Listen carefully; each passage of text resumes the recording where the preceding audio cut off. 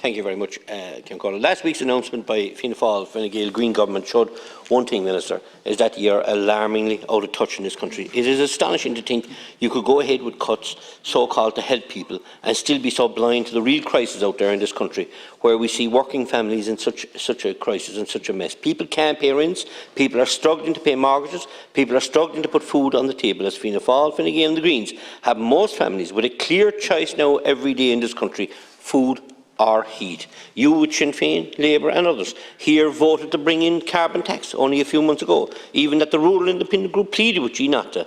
And boy, what a mess you have created for ordinary families who are trying to work their way out of the crisis we are in at the moment. Sorry, apologies.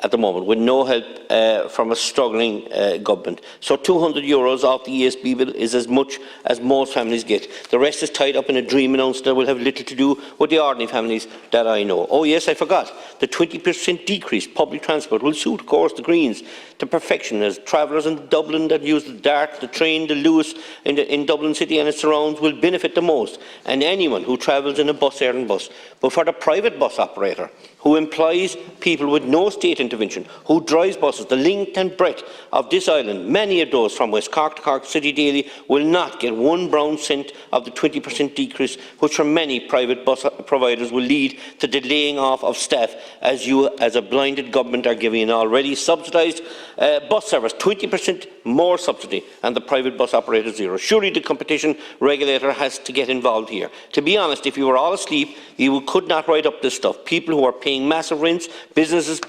people with lorries, buses, contractors, can't wait to drag this government to the ballot box as soon as we can to simply get rid of it. Also, people who can't get on the property market for one reason or another feel rightly let down after last week's announcements.